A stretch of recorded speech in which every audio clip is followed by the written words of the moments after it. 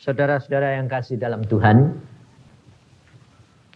pada hari ini seminar dimulai, saudara.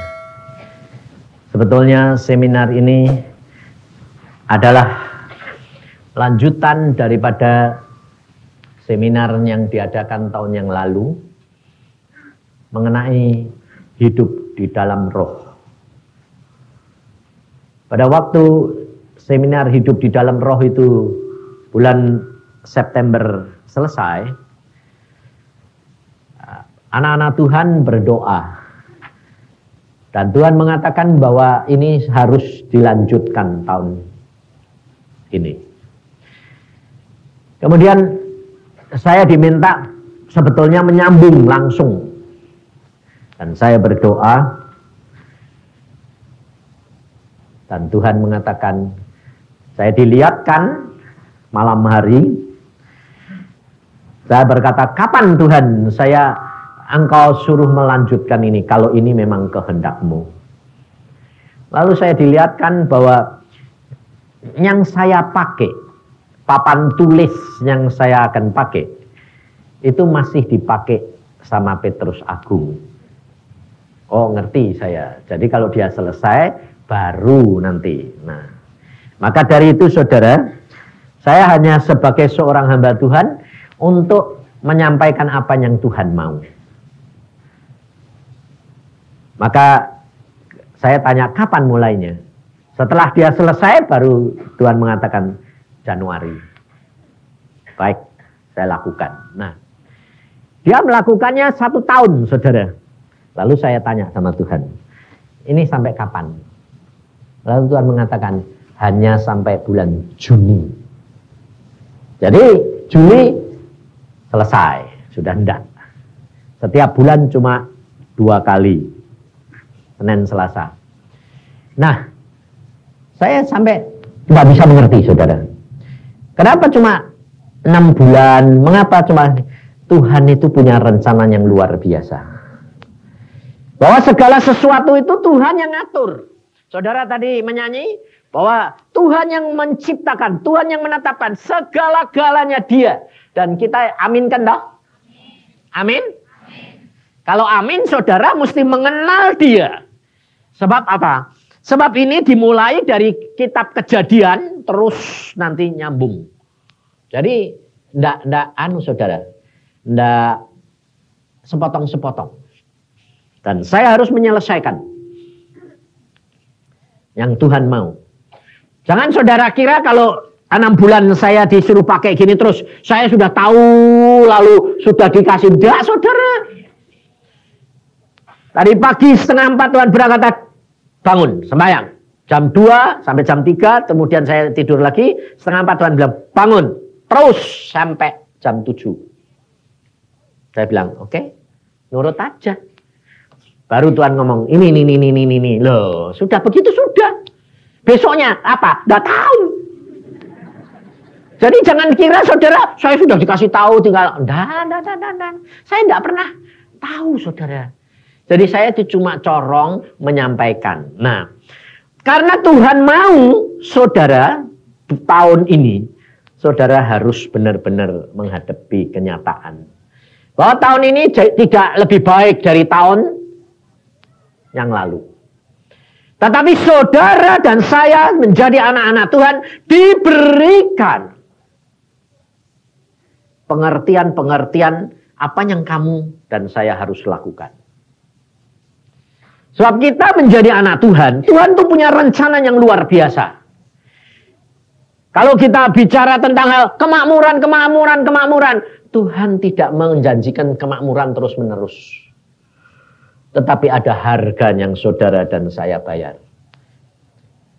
Tapi yang saudara dan saya bayar, kalau dibandingkan dengan hadiah maupun yang kita dapatkan nanti, wah itu murah sekali. Saya dulunya tidak ngerti, saudara. Dari kecil, umur 12 sudah dipanggil Tuhan, saya tidak ngerti. Tuhan cuma menemui saya, jadi hambaku. Kemudian saya bilang, Tuhan, itu lihat hamba-hamba Tuhan, pendeta-pendeta itu hidupnya kayak gitu munafik, saya bilang. Lalu Tuhan bilang apa? Masuk surga tidak gandeng-gandengan. Kamu masuk surga bukan tergantung sama pendetamu. Oh, nah terus? Jadi itu tidak boleh dilihat buat contoh. Tidak.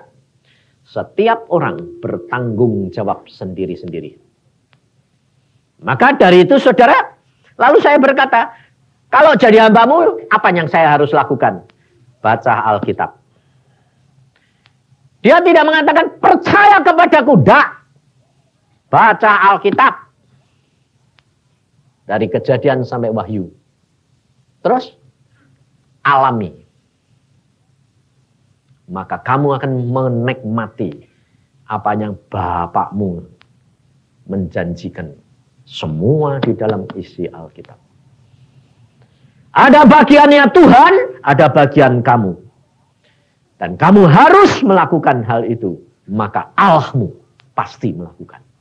Sebab Bapakmu itu setia. Dia tidak mungkin menyangkali firman-Nya. Tapi mengapa anak-anak Tuhan tidak menikmati janjinya Tuhan? Karena tidak bayar harganya. Maka dari itu saudara, kita kerap kali maunya apa? Yang enak-enak tok. Lalu orang Kristen dijanjikan yang enak-enak. Sehingga kalau mengalami tidak enak, lalu sudah kecewa. Katanya. Makanya saya bilang saudara, jangan dengar orang lain katanya. Tapi alami sendiri. Kalau saudara sudah ngalami, baru percaya. Kalau tidak ngalami, tidak mungkin saudara. Sebab apa? Apa yang saya katakan, kelihatannya itu enak.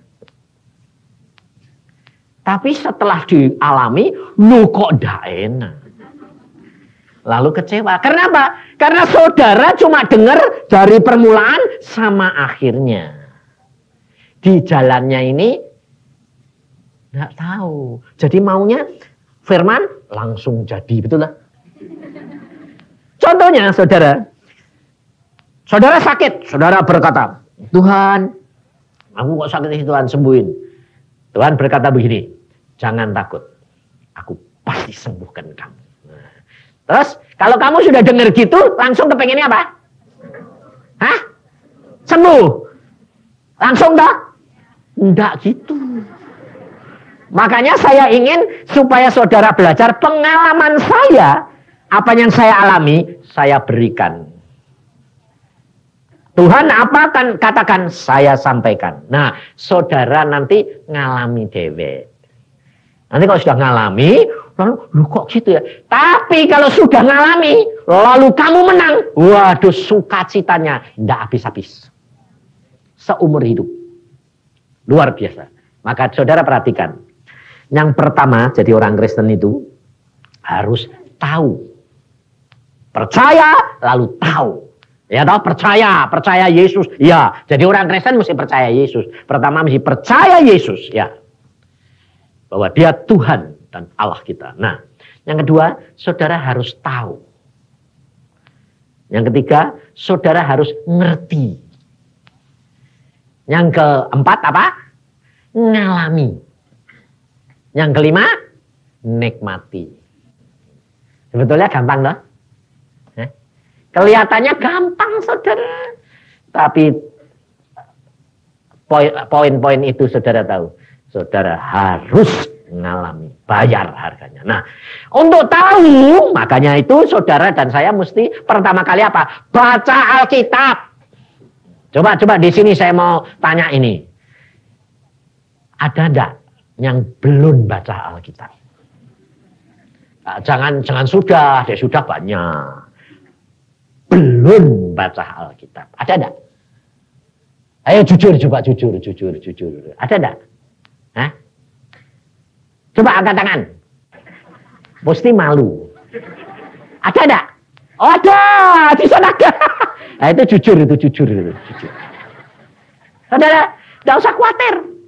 Sebab hidup dengan Tuhan itu harus terbuka. Jujur.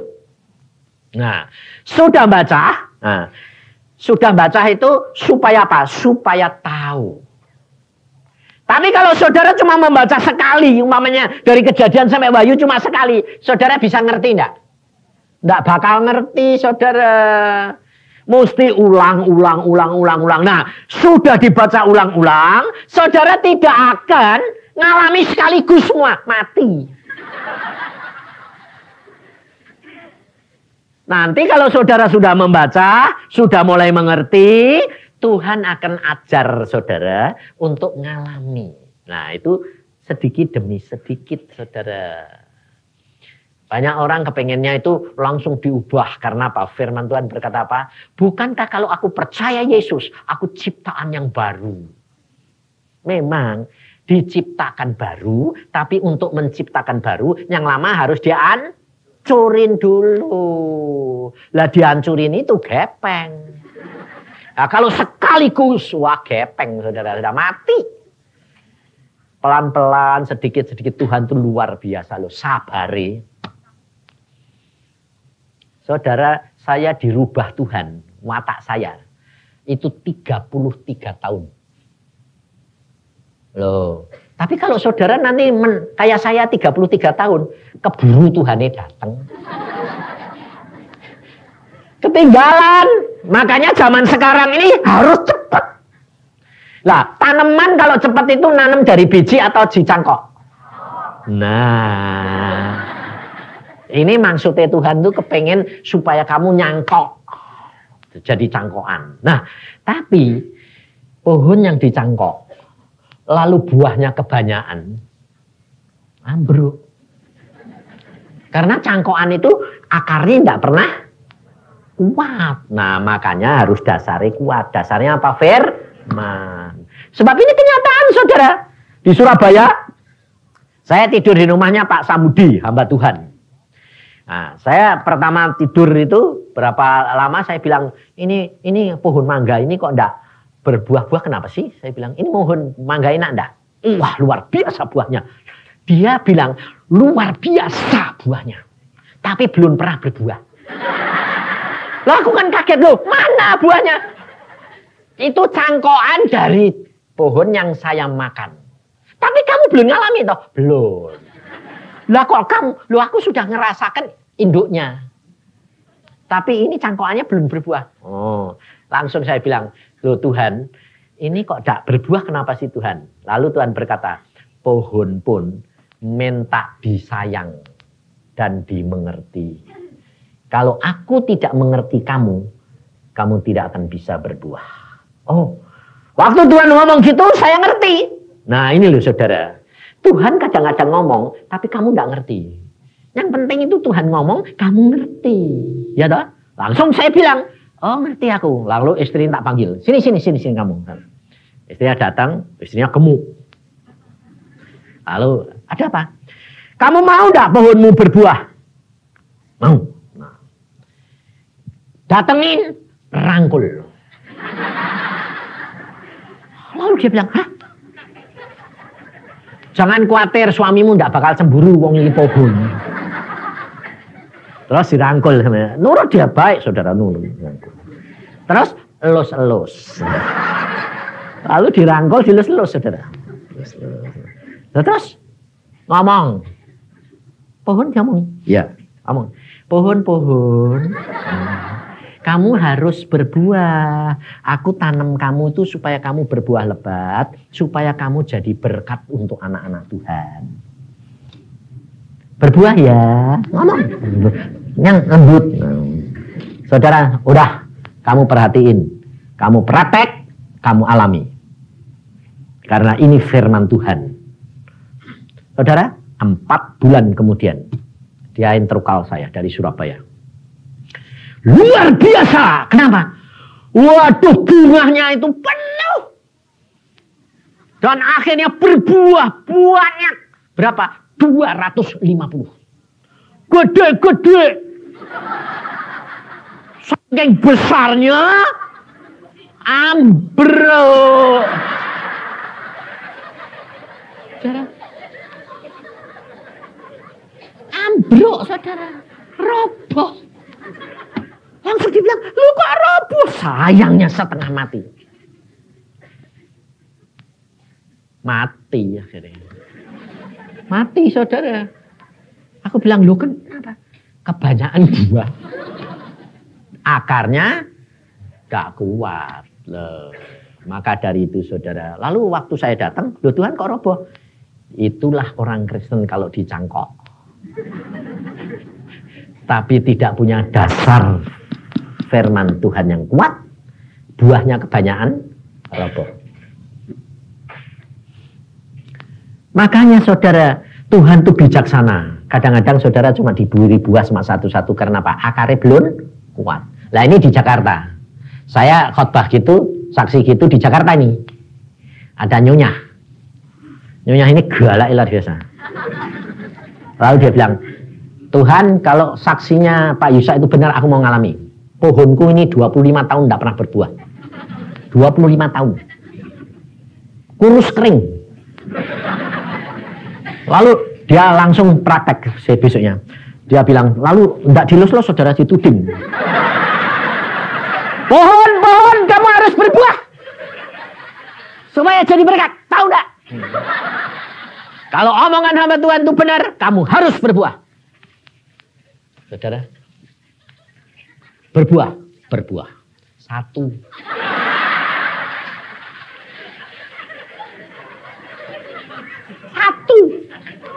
Lalu dia ngomong, Pak, aku praktek.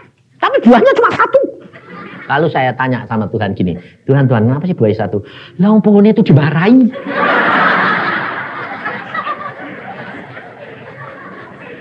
Nggak dilus-lus malah dimarahi. Diancam-ancam lagi. Ya, aku membuktikan bahwa apa yang kamu katakan itu benar. Tapi dia tidak akan berbuah sesuai dengan apa yang dia berbuat. Saudara, maka dari itu saudara perhatikan firman Tuhan. Mari kita buka di dalam kitab Kejadian. Nah, kita mulai dari kitab Kejadian, saudara. Kitab Kejadian pasal yang kedua, ayat yang ke-8. Manusia dan Taman Eden. Selanjutnya Tuhan Allah membuat taman di Eden. Di sebelah timur, disitulah ditempatkannya manusia yang dibentuknya itu.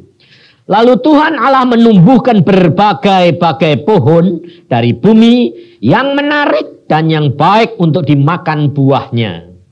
Dan pohon kehidupan di tengah-tengah taman itu, serta pohon pengetahuan tentang yang baik dan yang jahat. Yang pertama begini, saudara, Allah membuat langit dan bumi. Bumi dibuat, manusia dibuat. Manusia diciptakan, bumi diciptakan. Tapi mengapa Allah khusus menyediakan Taman Firdaus, Taman Eden ini untuk manusia? Tuhanmu dan Tuhanku ini, dia kalau dia menciptakan, kalau dia sudah memilih, dia bertanggung jawab. Dunia dibuat, tetapi dia membuat Taman Eden khusus. Kecil. Taman Eden itu tidak sedunia, saudara. Tapi satu bagian kecil. Saudara dan saya adalah orang-orang pilihan. Dipanggil oleh Tuhan. Tapi Tuhan berkata apa? Yang dipanggil banyak, yang dipilih sedikit. Maka dari itu saudara, kita harus perhatikan dan kita harus tahu apa yang Tuhan buat untuk kita. Supaya kita bisa percaya kepada Dia dan menghargai dan takut akan Dia. Kalau saudara tidak mengenal Dia secara pribadi, kepribadian Dia, saudara tidak akan dapat menjadi orang percaya yang takut akan Dia. Banyak orang percaya, tapi tidak takut akan Dia. Saya dulunya juga orang percaya, tapi saya tidak takut akan Tuhan. Kenapa? Sebab saya belum mengenal pribadi Dia. Setelah mengenal pribadi Dia, kasihnya, kuasanya, perbuatannya, apa yang Dia lakukan bagi saya, Apa yang terjadi? Saya jadi tambah lama menyadari aku tidak ada artinya Tuhan. Akhirnya saya berkata, segala-galanya adalah dari Engkau, untuk Engkau. Makanya saudara, kalau saya ditanya orang mengatakan begini, Pak, bagaimana supaya bisa mengenal Tuhan demikian akrab? Saya bilang, saya tidak punya resepnya. Saya tidak punya metodenya. Metodenya apa? Baca Alkitab, berdoa, minta Roh Kudus mengajar, memimpin, lalu ngalami. Setelah saya alami semua, mata rohani saya terbuka bahwa Tuhan itu luar biasa.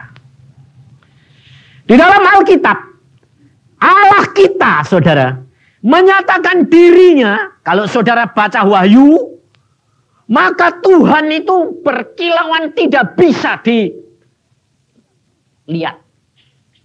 Bahkan di dalam kitab Keluaran Tuhan berkata, Allah berkata pada waktu Musa berkata, aku kepingin lihat engkau. Tuhan berkata apa? Tidak ada orang yang bisa memandang wajahku dan tinggal hidup.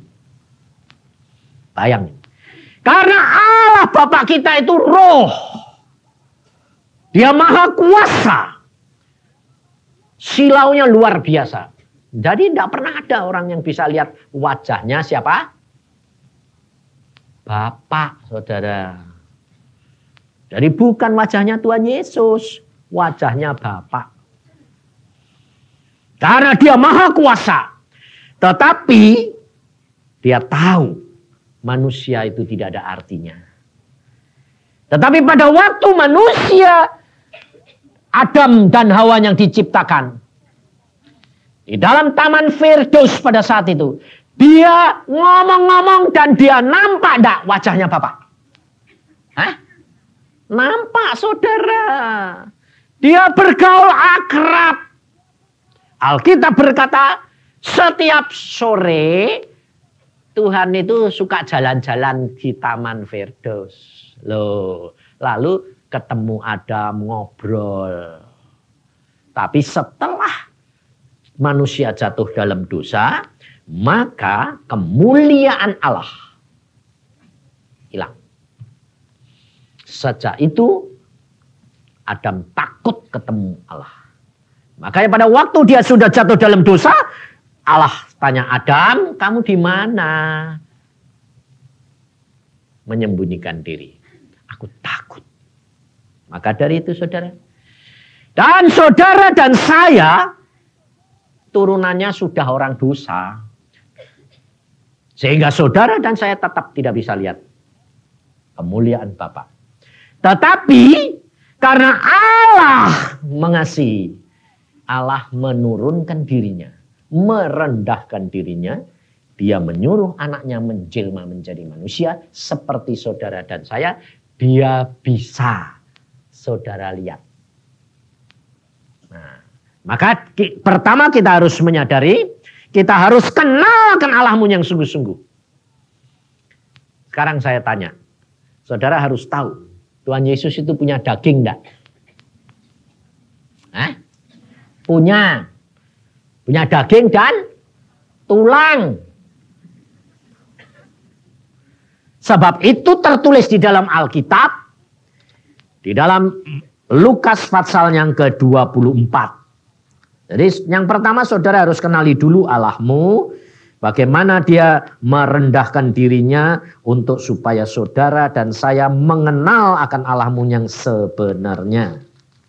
Jadi jangan punya pikiran bahwa Allahmu itu cuma roh. Tidak tahu apa-apa, tidak bisa dilihat, tidak punya daging dan tulang. Ayat 38. Akan tetapi ia berkata kepada mereka, mengapa kamu terkejut? Dan apa sebabnya timbul keraguan-raguan di dalam hati kamu? Lihatlah tanganku dan kakiku. Aku sendirilah ini. Rabalah aku dan lihatlah, karena hantu roh tidak ada daging dan tulangnya seperti yang kamu lihat ada padaku. Jadi lalu itu Tuhan Yesus menampakkan diri setelah dia bangkit dari antara orang mati. Nah, pada waktu dia naik ke surga, daging tulangnya dibawa enggak? Dibawa. Jangan kira copot kabeh gitu. Jadi sampai sekarang Tuhan di surga itu punya daging dan tulang enggak? Punya. Nah, saudara nanti kalau mati, ini mati ya, dibawa ke surga, masuk surga toh? Nah, punya daging dan tulang enggak? Ayo, punya enggak? Hah? Enggak. Bukan enggak, belum punya. Karena apa? Karena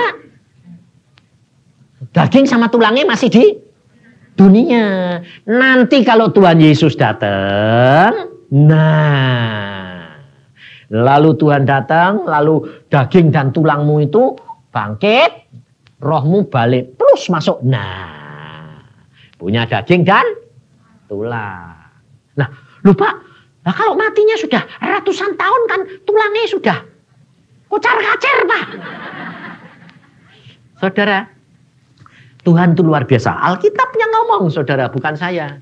Di dalam kitab Yehezkiel, Yehezkiel berkata apa? Hai tulang-tulang, bersatu. Nah, cari gandengannya dewek-dewek. Makanya luar biasa. Saya waktu tanya sama Tuhan, Tuhan nanti Tuhan bilang, nanti cari dewek. Loh, lah kalau tuh orang itu matinya di laut dimakan ikan. Lalu orang Kristen waktu di zaman Nero dimakan singa. Tuhan bilang, kamu kan dokter, musok kamu nggak ngerti. Yang dimakan ikan, dimakan singa, itu hancur loh. Tapi molekul-molekulnya, tulang molekulnya itu nggak bisa hilang. Oh iya betul. Contohnya saudara, saudara makan buah buku yang ada biji E.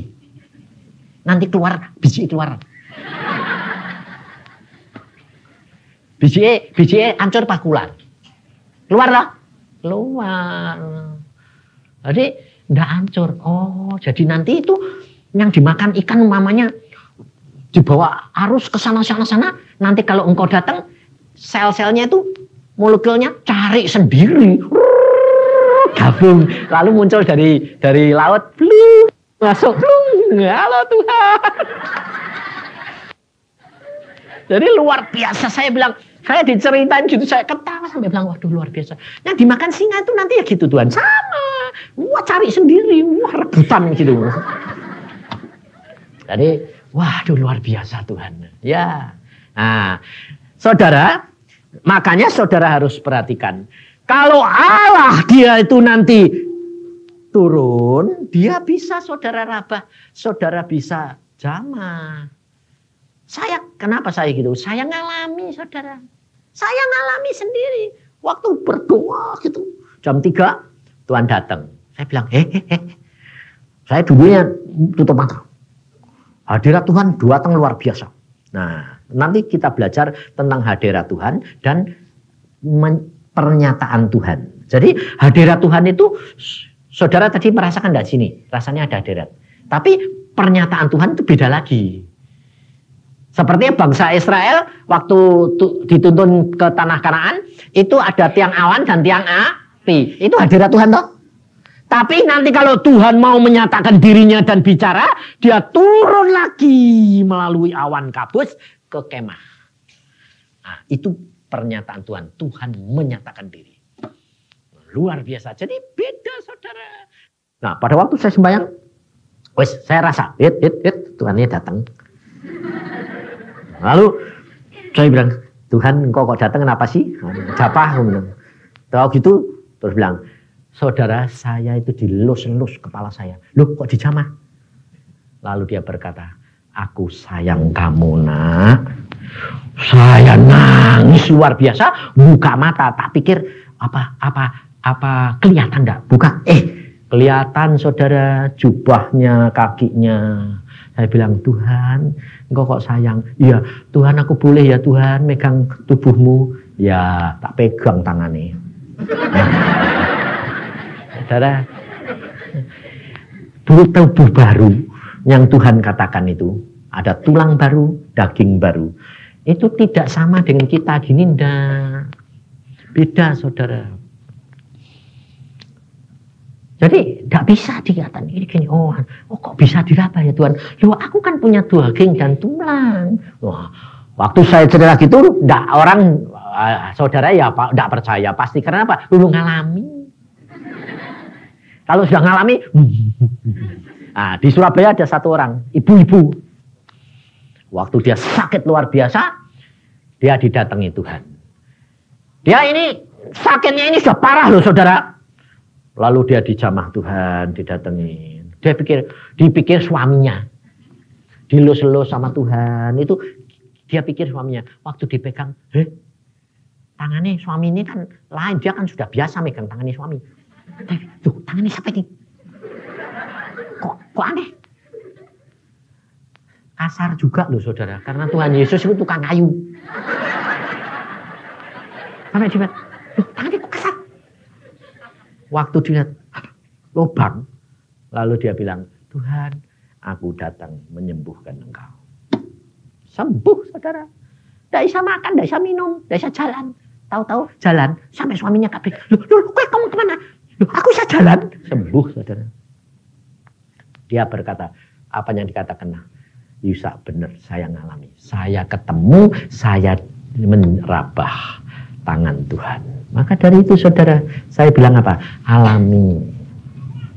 Sebab kalau saudara tidak ngalami sendiri, saudara tidak akan percaya bahwa Tuhanmu itu luar biasa. Dan Tuhan kalau dia berfirman, dia menciptakan, kalau saudara dan saya dipanggil oleh dia, dia bertanggung jawab. Dia menyediakan segala-galanya. Maka coba perhatikan di sini ayat yang selanjutnya, ayat 10. Ada suatu sungai mengalir dari Eden untuk membasahi taman itu. Dan dari situ sungai itu terbagi menjadi 4 cabang. Yang pertama namanya Pison, ya ini yang mengalir mengelilingi seluruh tanah Hawila, tempat emas ada. Dan emas dari negeri itu baik.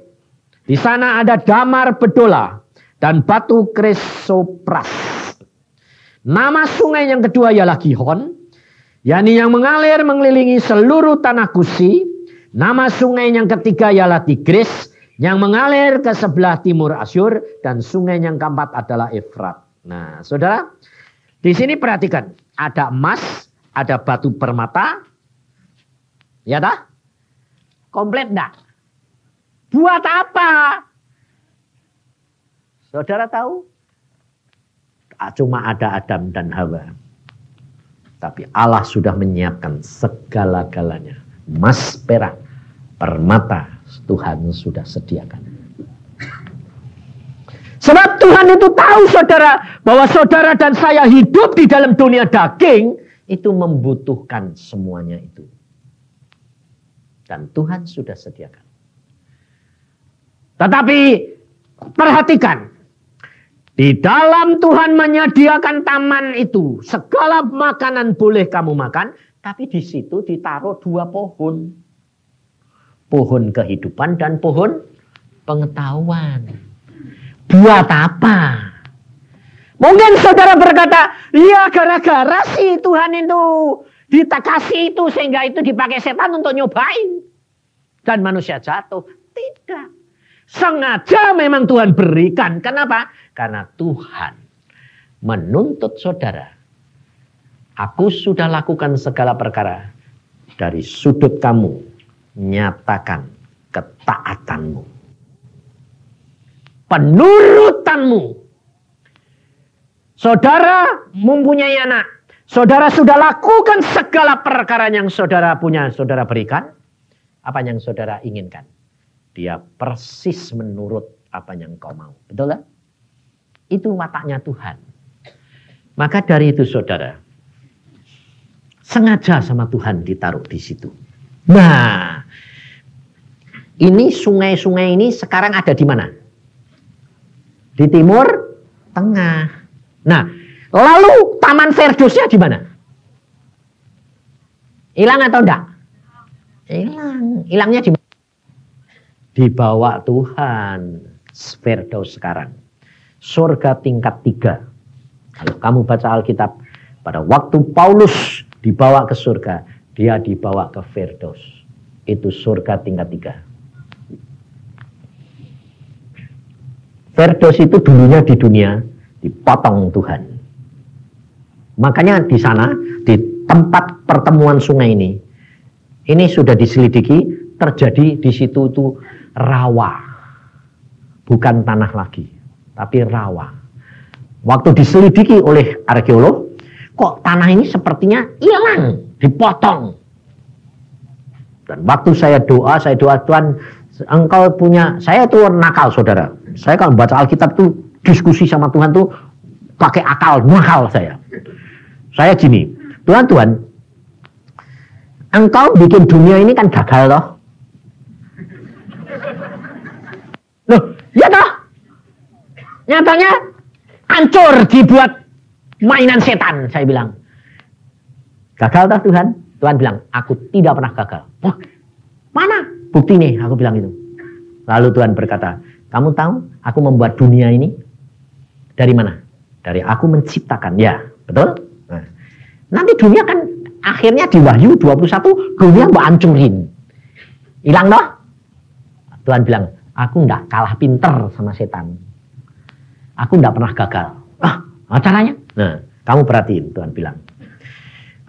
Taman Firdaus, di situ itu ada pohon kehidupan sama pohon pengetahuan. Sekarang pohon kehidupan di mana? Di surga. Tetap di Taman Firdaus. Tetap di Taman Firdaus. Loh, lah, nyatanya tanah di sana enggak ada itu. Nah ya tak potong. Makanya ada ayat, setelah mereka jatuh, Tuhan mengirim malaikat kerubion menjaga Taman Firdaus. Manusia dilarang masuk Taman Firdaus. Keluar dari Taman Firdaus. Lalu Tuhan berkata, Taman Firdaus itu aku potong. Aku bawa ke surga. Aku bawa ke sana untuk apa? Nanti kalau bumi ini sudah aku hancurkan semua, itu tak turun lagi. Jadi bumi baru. Tetap tanah itu enggak. Oh iya. Mana aku gagal? Berhasil toh? Tetap berhasil. Nanti bagaimana Tuhan? Tanah itu nanti tak besarkan lagi seperti bumi baru. Baca di Wahyu 21. Luar biasa saudara. Maka dari itu saudara itu harus benar-benar mengerti. Kalau saudara sudah mengerti, nanti saudara tidak pernah kecewa, tidak pernah takut, tidak pernah khawatir. Apapun boleh terjadi, Allahku kuasa, tidak bakal kalah. Setan itu cuma niru-niru. Nah, di dalam Wahyu 21 di sini katakan. Lalu aku melihat langit yang baru dan bumi yang baru. Sebab langit yang pertama, bumi yang pertama telah berlalu dan laut pun tidak ada lagi. Dan aku melihat kota yang kudus, Yerusalem baru turun dari surga dari Allah yang berhias bagaikan pengantin perempuan yang berdandan untuk suaminya. Nah, jadi bumi baru itu nanti tidak dibentuk lagi dari kelam kabut seperti Allah membentuk pertama itu tidak, saudara. Itu Firdaus diturun ke, terus nanti dibesarkan. Karena Allah itu maha kuasa, bisa menciptakan dari tidak ada menjadi ada, apalagi cuma ditarik kayak karet guys. Molor saudara. Jadi bumi baru lagi. Nah, nanti pohon kehidupan sama pohon itu tetap ada di tempat itu. Luar biasa Tuhan itu. Maka dari itu saudara, kalau saudara itu nanti mengenal akan Tuhan dengan cara-caranya ini, saudara tidak pernah khawatir. Apapun yang terjadi dalam hidup saudara dan saya, Tuhan sudah tahu.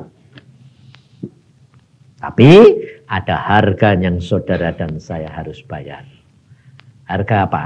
Harga mengalami itu. Maka saudara perhatikan. Hidup kekristenan saudara. Dimulainya saudara harus baca firman, baca firman, baca firman. Masukkan, itu dasar yang utama. Sebab kalau engkau kuat terhadap firman Tuhan, nah Banyak orang tanya gini, baca firman tidak ngerti. Nah, lalu enak baca buku harian yang sudah diuraikan. Lain saudara, tidak bisa. Baca Alkitab. Nah terus nanti bagaimana ngertinya? Alkitab di kitab Yohanes berkata, Roh Al-Kudus yang akan mengajar kamu. Sebab saudara ini dan saya hidup di dalam zamannya Tuhan Yesus. Sudah Tuhan Yesus. Enak saudara. Zamannya dulu Roh Al-Kudus itu cuma menguasai. Tidak tinggal. Tapi menguasai. Perhatikan kalau Saul pada waktu dilantik oleh Tuhan. Daud dilantik oleh Tuhan menjadi raja. Lalu Alkitab berkata apa? Roh Kudus menguasai hidupnya Saul, mengubah hatinya menjadi manusia yang lain. Tapi Roh Kudus tidak tinggal di dalam Saul. Lain sekarang, saudara dan saya. Alkitab berkata apa? Tuhan Yesus berkata apa? Roh Kudus akan turun dan ia akan tinggal di dalam kamu. Beda. Nah, tapi anehnya, saudara ini tidak sadar. Tuhan itu sudah tinggal, tapi tidak pernah diperhatikan.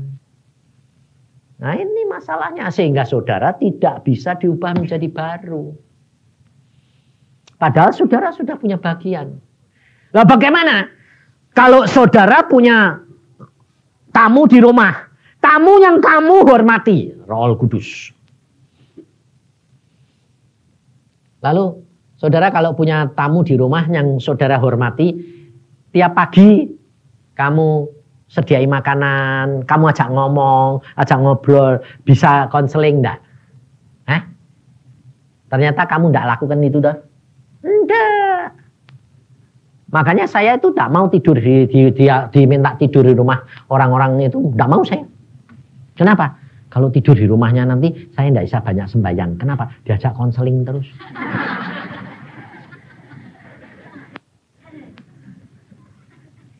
Makanya saya tidur cari hotel yang saya mau. Kemarin saya ketemu Pak Ciputra. Lalu di Citraland dia bilang, Pak tidur sini Pak. Di suite roomnya itu, wah makan sama dia situ sendirian, wah tidur sini Pak. Saya punya banyak ini satu seperti janda itu loh. Enggak, saya bilang. Kenapa? Kalau saya milih sini, yang lain dia bilang, kenapa mau di sini, di sana enggak mau. Wah kalau kaya mau ya. Nah, saya bilang orang Kristen itu paling suka menghakimi. Loh bener enggak? Nanti pakai mobil bagus, pakai rumah bagus, pakai segala bagus, bilang mewah-mewahan. Nanti tidak punya apa-apa. Hamba Tuhan kok kiri. Katanya Tuhannya kaya, bingung enggak? Loh saudara saya tuh sampai bilang, Tuhan, jadi hambamu itu kok sana kanan kiri ditampar. Tuhan bilang, sediakan pipi kanan kiri. Bingung aku. Aku bilang, memang benar loh Tuhan, kalau saya itu memperhatikan manusia itu saya kecewa, saya bilang. Ya dah, kalau sedang disenengi, ya Pak, ayo Pak, ayo Pak. Dia sudah bosan, digituin, bayangin saudara. Makanya saya bilang, enggak urusan lah. Benar saudara. Saya ngomong sama Pak Ciputra. Maaf ya Pak, saya tidak tanya alamat Anda, tidak mau telepon Anda. Saya tidak akan cari Anda. Dia bilang, loh kenapa Pak? Nggak mau.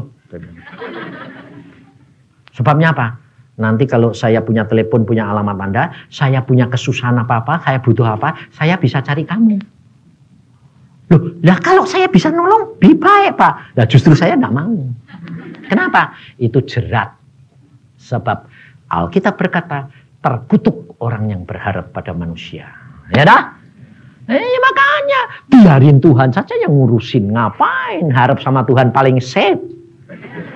Maka dari itu saudara, kenali Tuhanmu luar biasa. Kau akan melihat Allahmu yang luar biasa. Karena dia apa? Menyediakan segala-galanya. Saudara tidak perlu takut. Saudara tidak perlu khawatir. Allahmu sudah tahu apa yang perlu bagi kamu. Hanya masalahnya saudara bayar dulu. Saudara ini harus belajar apa? Sabar menantikan waktunya Tuhan. Segala sesuatu ada waktunya.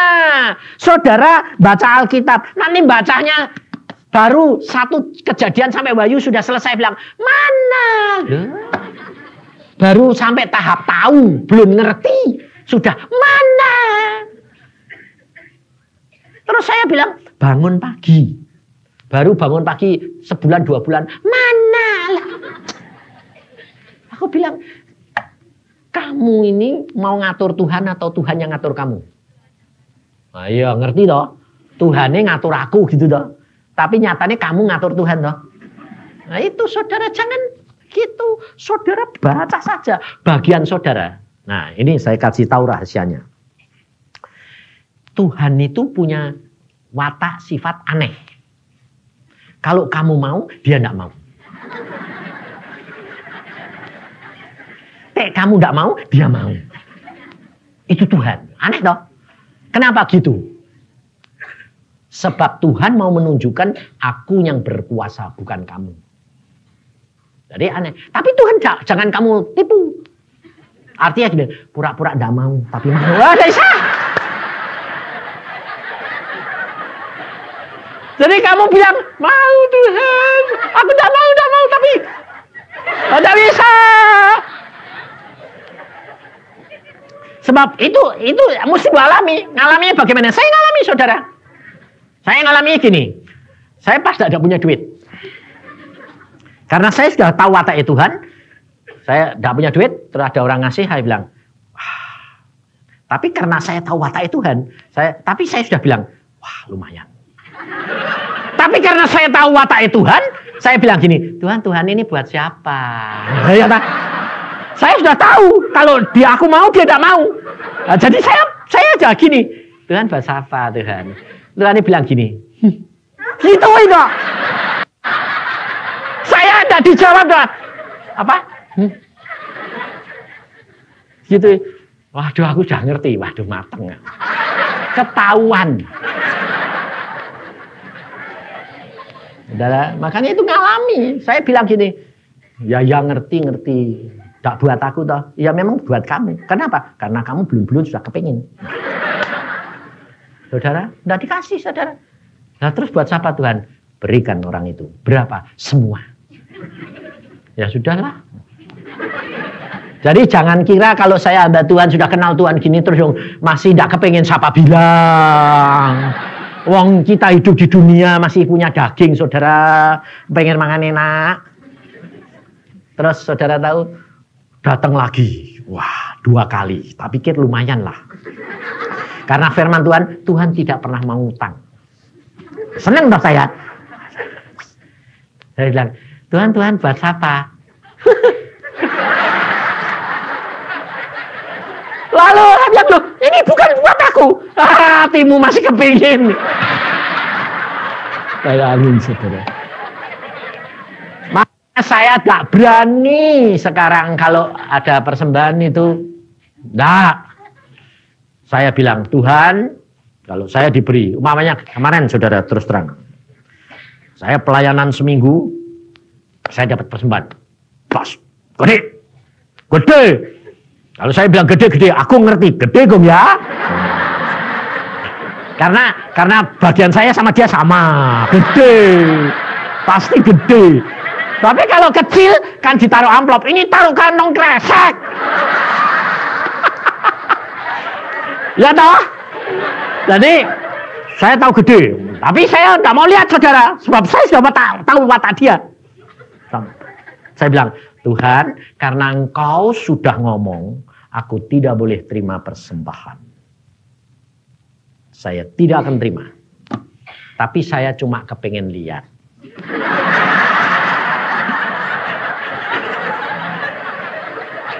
Berapa? Kok aku tidak boleh terima itu berapa sih? Penasaran. Tapi hati saya tulus. Oh enggak. Malah Tuhan bilang gini, tambahi. Ya tak tambahi. Aku bilang, tambahi berapa? Segini. Ya. Tapi saya kan kepengen lihat ya toh. Kok dimasukin kantong kresek itu kayak apa? Tak buka saudara, jedet 50-an, 10 juta. Saya bilang, wih, lu kok akeh yo? Oh, tapi wong nggak boleh terima kok. Tak balik ke-nya. Tak balik ke saudara. 1 sen saya tidak terima. Karena apa? Saya tahu Tuhan itu luar biasa. Mendidik kita karakter. Jangan kira saudara, kalau engkau berbuah itu lalu cari jiwa, buahmu banyak, jiwamu banyak. Enggak. Sebab Alkitab berkata, tidak ada seorang pun bisa datang kepada Tuhan Yesus kalau tidak dikaruniai oleh Bapa. Jadi kalau saudara dan saya ini bisa bertobat, itu anugerah Bapa. Bukan karena saudara baik, karena saudara diinjili orang. No. Nah, itu anugerah. Tapi yang dikatakan apa? Baca di dalam Yohanes 15. Yohanes 15.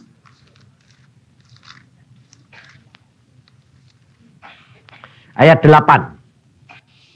Dalam hal inilah Bapakku dipermuliakan. Perhatikan saudara. Misi Tuhan Yesus itu selalu tujuannya adalah dimuliakan nama Bapa. Bukan nama dia. Nanti Bapa yang memuliakan nama dia. Demikian juga saudara dan saya. Tujuannya memuliakan nama Bapa, nama Yesus, nama Roh Kudus. Nanti kamu dimuliakan oleh Bapa sendiri. Jadi kebalik. Saudara jangan cari usaha sendiri, percuma. Tujuannya semua harus kemuliaan nama Bapa. Nah, bagaimana? Dalam hal inilah Bapakku dimuliakan, yaitu jika kamu berbuah banyak. Dan dengan demikian kamu adalah murid-muridku. Buah apa? Buah roh. Karakter kita ini loh. Buah roh itu apa? Tercatat di dalam Galatia 5 ayat 22. Nah, saudara lihat.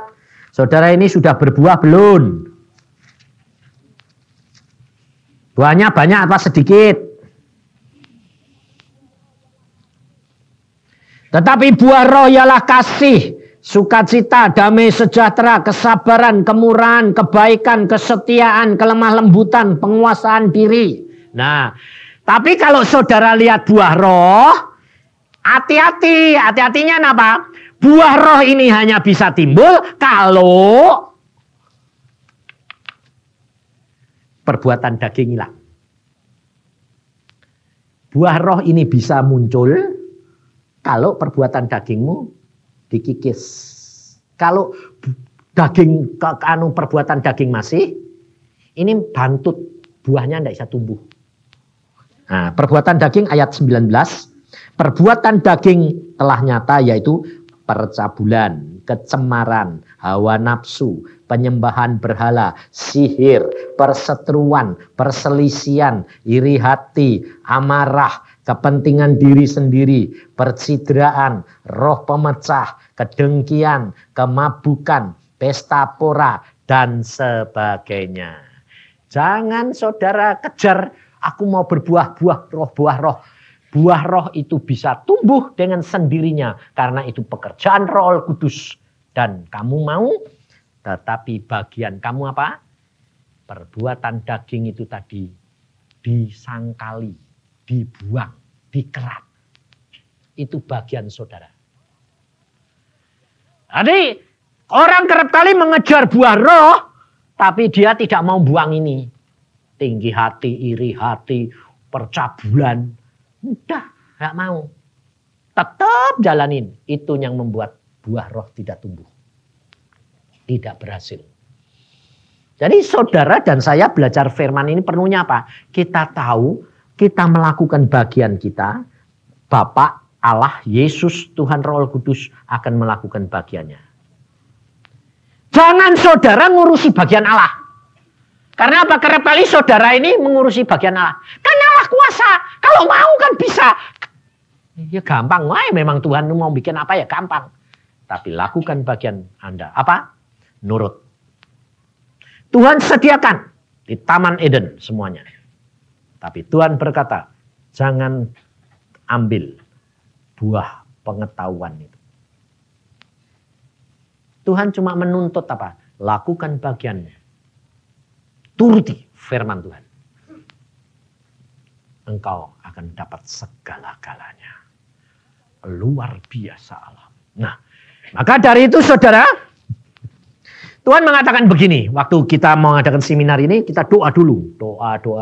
Tuhan hari ini, pembukaan ini maunya apa? Tuhan bilang, berikan anak-anakku kekuatan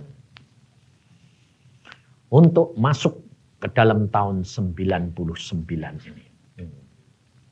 Nah, memberikan kekuatan itu macam-macam saudara. Bisa melalui tumpang tangan, bisa melalui urapan dengan minyak, bisa melalui urapan secara umum. Lalu Tuhan berkata, melalui seorang mendapat penglihatan, cawan, dan perjamuan. Oh, begitu. Maka hari ini diadakan perjamuan bukan untuk apa-apa. Karena Tuhanmu sudah mati, ganti kamu. Sehingga kamu nanti kalau makan dan minum, saudara ingat bahwa Tuhan sudah berkorban buat aku. Dan kamu makan, kamu minum, kamu akan mempunyai kekuatan. Sebab saudara dan saya tidak akan mempunyai kemampuan tanpa Yesus. Dia yang melakukan segala perkara dalam saudara dan saya. Karena saudara sudah menjadi milik Yesus. Sudah dibeli dengan harga tunai. Maka dari itu apapun yang kamu lakukan. Belajar. Tanya Tuhan. Tuhan tuntun aku. Bagaimana aku harus berjalan. Apa yang aku harus lakukan. Tiap pagi saudara itu bangun. Untuk apa? Mulai hari itu. Mendahulukan Tuhan. Kalau engkau dan saya mendahulukan Tuhan, Tuhan akan mendahulukan kamu. Ini saya alami saudara. Saya disuruh bangun Tuhan tiap jam 5 pagi itu berapa? 34 tahun yang lalu. Dan sampai sekarang saya tetap bangun pagi. Dan Tuhan berkata, itu yang aku suka. Setia, turuti, taat. Maka engkau akan melihat kemuliaan Tuhan.